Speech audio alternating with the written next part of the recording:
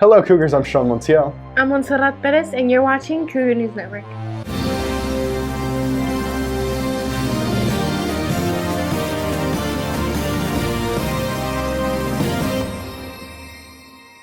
Many students are upset that the semester final exam policy was changed a week and a half before the start of finals week.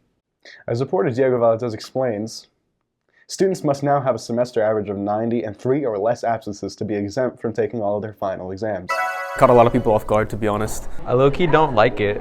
Students are gearing up for the final exam week as we prepare to head into the holiday break. However, students are hit with a change to the final exemption policy a week and a half before finals begin. It was an unjust thing to do because it was right before finals and kids wanted to have that 85%. And a lot of my kids in my class were complaining about that. Principal Bowser explains why the district insisted on changing Franklin's exemption policy.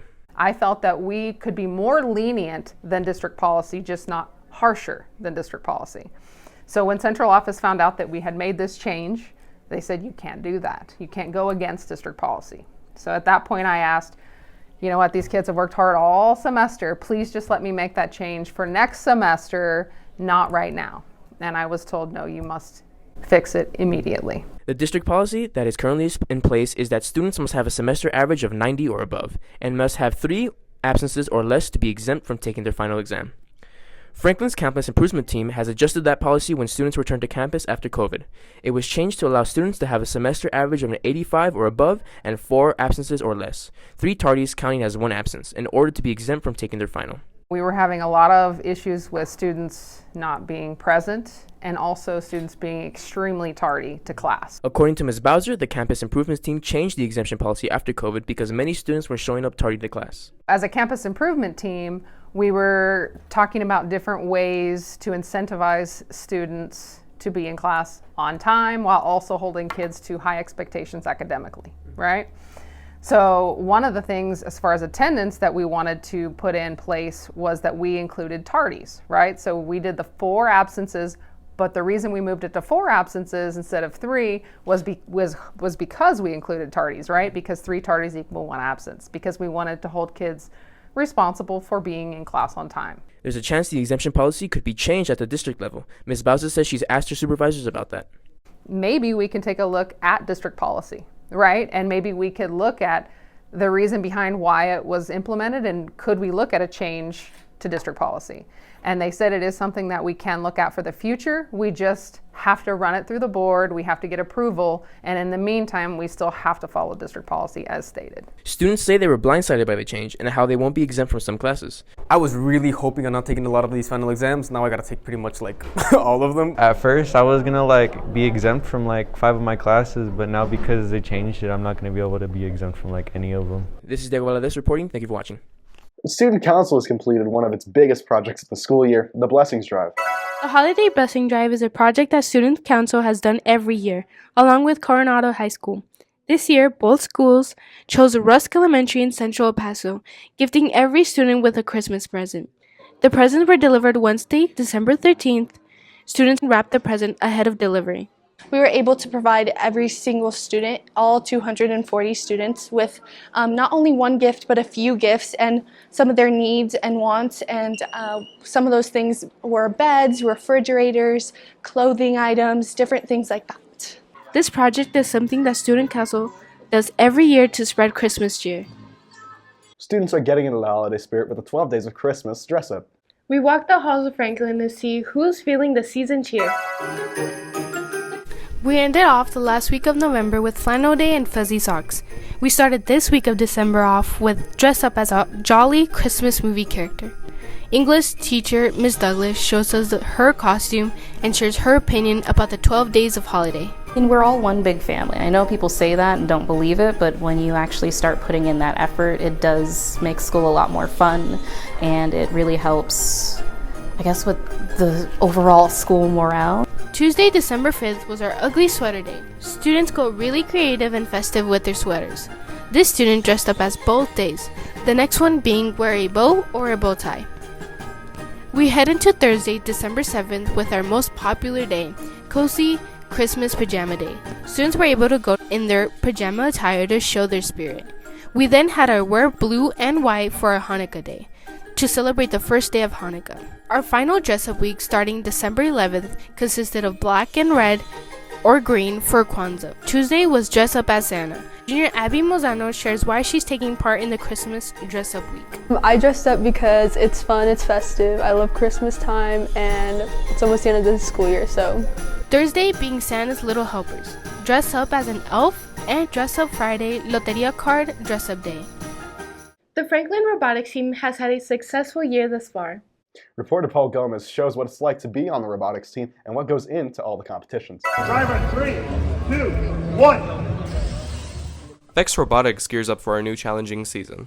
Robotics is a lot of fun. I love it. I love seeing the kids grow. Vex Robotics has started its 2023-2024 season with them already completing their third competition on December 9th. We're somewhat sort of in the middle of our competition this year, but it's very fun. Vex Robotics is a competition for a group of students to build a robot and compete against other schools in and out of the district. Daniel Quinones is the robotics coach for Franklin High School. He briefly describes how the groups are organized. You have a builder, you have a programmer, you have a driver, and then you have other students that fill different roles, helping out with building, coding, whatever it takes to help. Competitions normally occur 2 to 3 times a month for Vex Robotics, with the most recent occurring on Saturday, December 9th. The teams from Hanks were able to make it out on top during the competition. However, Franklin's team called Genesis were able to come close to winning. Sophomores Jonah Cuellar and Brian Sang were part of the Genesis team. They described the community of robotics. I would say it's like heartwarming. They help each other a lot, and my teammates, they really give me a lot of support. We all work together, and the main reason for our success is our teamwork. And our teacher, Mr. Quinones, he really supported us a lot, and we could all able to come together and support each other. So I really think that's a really beneficial factor of our success. It's really nice, organized. Everyone likes to help each other, get together, and yeah, everyone just knows each other, and it's almost like a family. Lourdes Bowen is a programmer and builder for her team Breakfast Club. She explains how the game for the competition works. You have 2 robots so you have a blue team, you have a red team. On the field, you can see that it's separated in a red goal and a blue goal. So your goal, like your objective, is to put as many of those tri-ball little acorn things into your designated goal. Lourdes also describes how it is to be on the robotics team. Sometimes it's a little stressful considering that building and programming, they take so much time and effort. But I think cooperation is the #1 thing that'll help you get there. We all help each other out. Mr. Quinones shares how these competitions are becoming more challenging as time goes on. It's a very competitive, I don't want to say club, but sport, I guess you could say. It's becoming very popular with a lot of the students. The robotics team hopes to make it to regionals in February as they continue their season. This is Paul Gomez reporting. Talent fills the hallways of Franklin, some taking their talent to the main stage. Now I can say I don't love. Franklin's talent show happened Friday, November 17th, the day before our Thanksgiving break.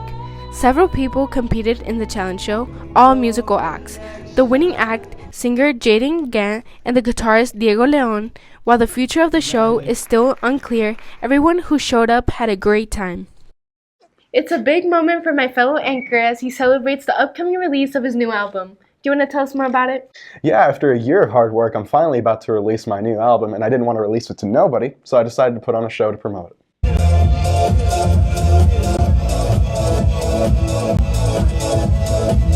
And what a show it was, opening with a 15-minute set from fellow Franklin artist Brian Pettis, also known as the Diverse King, before Sean came on and introduced The World to Burn. The song Off the Record proved to be a big hit as the audience got up and danced throughout the theater. Scratch Tapes finally drops February 14th. Make sure to scan the QR code to check it out.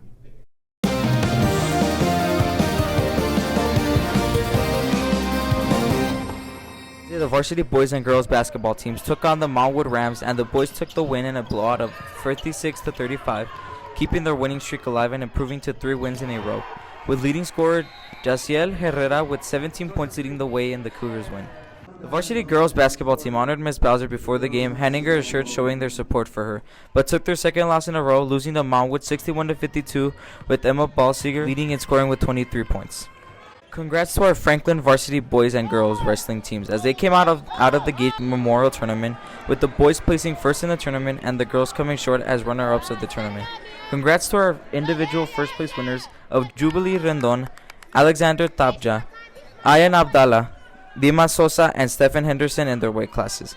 Also, congrats to our individual runner-ups in the tournament of Metzil Perez, Emi Gonzalez, and David Gutierrez in their weight classes. Congratulations on the other competitors who placed third, and good luck at your next tournament, Cougars.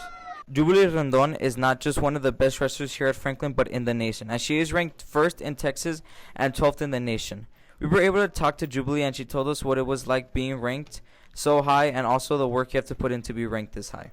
You got to put a lot of practice in. You also have to not miss any practices, and you have to try and outwork everybody else in the room because there's somebody out there somewhere else that's trying to beat you, and you want to do your best to try and not let them beat you. Franklin's swimming season started in October with the first event being in Midland, Texas. So far, Franklin has had some exceptional swimmers pulling out a few second-place wins. With a tight neck-and-neck rivalry against Coronado and El Paso High, the district finals will be held in January at the West Side Natatorium, where the winners will proceed to state. Now that'll be it for this week, Cougars, and from all of us here at Cougar News Network, we wish you a Merry Christmas and a Happy New Year. I'm Sean Montiel. I'm Montserrat Perez. We'll see you next year, Cougars. Happy holidays.